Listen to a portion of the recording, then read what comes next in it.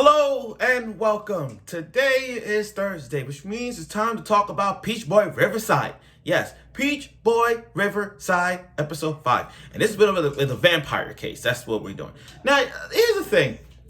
After last week's episode, they're trying to, after last week's episode with their bounce back, their redemption to make the episode legit right now. You know, making episode 4 become an episode 1, which they did. They finally making it back now to, they're trying to make it back to this episode, trying to, bounce back of their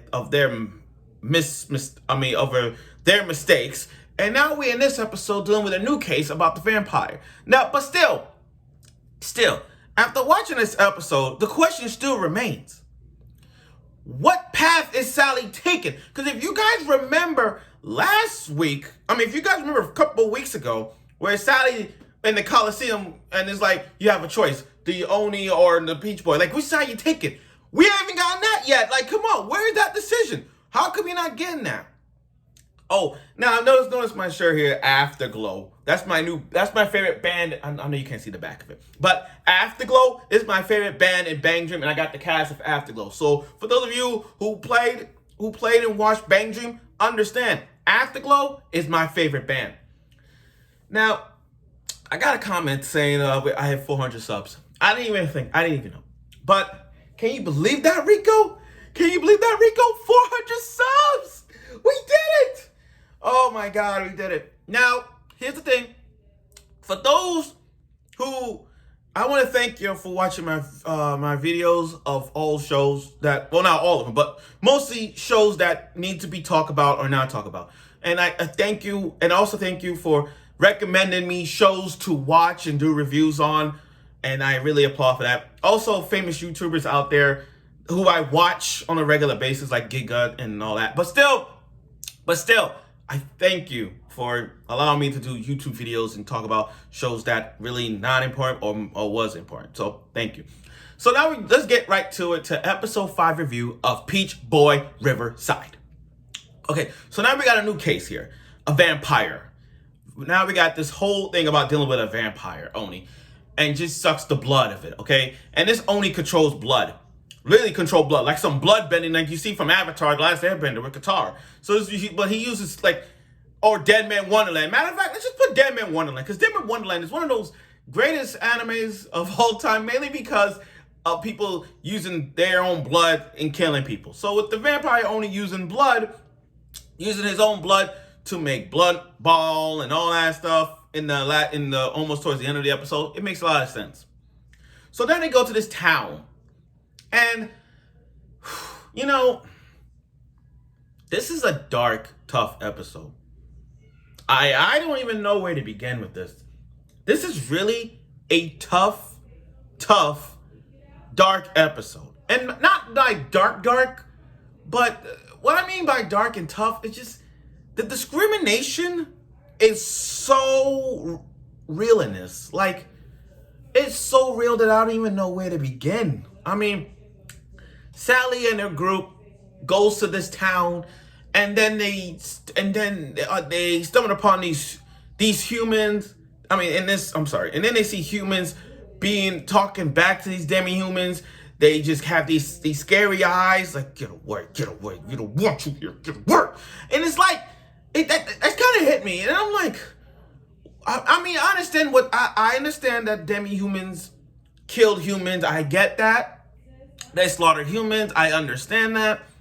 But damn, the way how they looking at them, like, we don't want you. It's like going to a town and they're like, we don't want you here, and then get out of here. It's like that. It's so bad. And Frau and Carrie, like, both of them, like, it's like without her horn power, she would have killed all of them. But Frau, on the hand, you know how Frau is. Frau is, she had her moment in this episode. Frau she's been in this situation. Like, oh my God. And Carrie, on the other hand, just looking at her, like, wait a minute. She's like, wait a minute, what are you doing? Why they treating you like this? You should do something about it. And deep down, she wanted to kill her, and Sally deep down, she wanted Sally to do it because that peach eye ability. But Sally's like, no, I don't want to do that. That's not me. I I only kill ogres. I don't kill humans. In fact, the peach eye ability don't work on humans. And then that scene where, oh my god, this is sad. This is sad.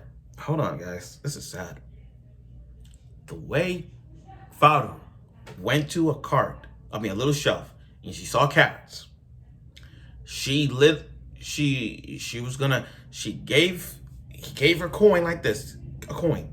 Snatched it out of Frau's hand, gave her the change, and then dropped it on the floor.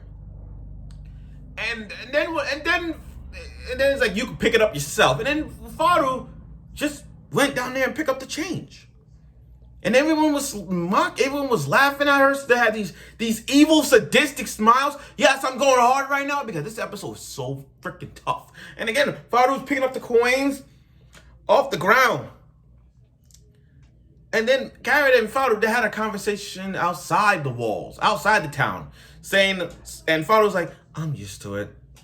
That's how society is. Humans and demi-humans don't live together, but Sally is the one that sees me as a friend and not like a demi-human who freaks out much. So, yeah. But again, Frau is just, it hits me because understanding Frau at this moment, Frau had to go through so many things. She went through so much over the course. She going through so much over the course of her life. And she died twice. Boy, we need a future episode of Frau. Like, we need to see a backstory of Frau at some point. Now, moving on. So, Garrett met the vampire Oni, and he's like one of those cool guys from Castlevania. Anyway, she tells him, oh, I want you to kill everybody in this town, but not Sally. But he has that look, but he's like, wait a minute, but you told me to kill everybody. So why not Sally? And here comes Frau coming in through the prey. Here comes Frau coming in and just trying to Frau put a lot of effort. Frau put a lot of effort on that vampire. But when that cannon blast destroys the upper half and leaving the lower half there, I'm like, oh my god. I'm just like, what the fuck? What the fuck? And then Sally, in that rage, literally just like one punch to like some soccer thing, but literally like one punched it, but with his blood he did some blood bending Dead Man Wonderland bullshit. He did Dead Man Wonderland BS and just used the blood to strain Sally. And then Frau wakes up and she's in heaven. Heaven! Heaven! Look, he's like, oh, and he's like, oh, it's you again. I haven't seen you. You died twice in 1 year. And I'm like, oh my god, can you believe that? Frau died twice in 1 year, and she's friends with the angels. Not only that, she's like, okay, I can revive you, but not reincarnation. But I want power. I want this one power. She's like, okay. Frau wakes up, half her body, regenerated, and then just went to this demon vampire. I don't know what kind of form this. I say a demon form or not. Went to a full demon mode with wings and just put a hole in this guy's chest. And this is the part where we're going to say, we're going to forgive him. This is the part that we're all going to sit down and say, should we forgive this guy or not? Because we just got a flashback about his love, because how he tried to pretend to be human, pretend to be with a human, and it got a little flashback about him and he went to town, he was trying to act like a human and all that stuff, and then he fell in love with a woman, and then all of a sudden he was gonna marry her, but then his urge for blood came in and just sucked the blood out of the person that he fell in love with. And that's a happy ending right there.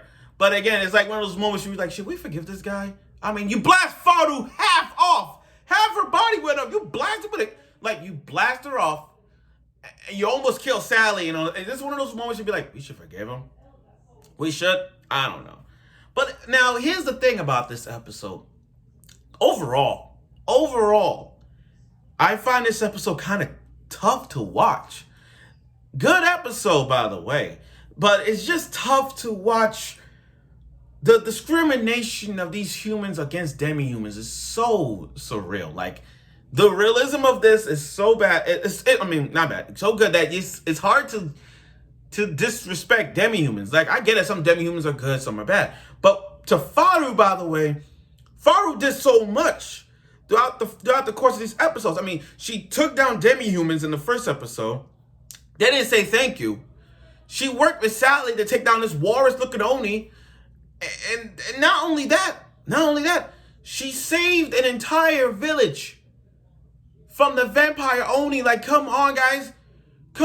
You gotta give her something. It's like, okay, she took down a vampire ogre. Okay. She goes to town and they tell her, and nobody's not gonna believe it, that she took down a vampire ogre. They're like, but she's a demi-human, we don't want her. You know what I mean? It's those moments that say, this is so discrimination. This is so messed up. We saved your village, but you're gonna like push her out the way? That is bull right there. That is straight bull. Now here's the thing, guys. Like I said, this episode was good. My issue with Peach Boy Riverside as of right now is this freaking plot. Sorry, it's this plot. Like, I don't know what direction Peach Boy Riverside is going to. I don't know. I mean, it went from Sally finding the Peach Boy to like, okay, you found it, but now you have to make a decision. Like, I don't know what route is going through. Like I said, I think it's the timeline that they mess up. You know how last week's episode 4 was supposed to be episode 1 and all that stuff? I don't know where this direction is gonna be in the Peach Boy Riverside. I don't know. But like I said, this was a good episode. And it's like I said, this was a tough episode to watch, especially dealing with this like discrimination of human and demi-humans. But still, the fight scene with the vampire ogre, I will say it's okay. So there you go. So thank you for watching my review of Peach Boy Riverside episode 5. We're halfway through the episodes. We're halfway through, so let's see where the direction is going. Tomorrow I'll be doing the review of Girlfriend with Rika involved in this. So I like to see where that goes. So again, watch episode 5 of Peach Boy Riverside if you guys have time or if you've seen it. And I look forward for next week's episode. And let's see where that direction of Peach Boy Riverside gets to in the direction of the storyline behind it. So I look forward for next week's episode, and I hope you will.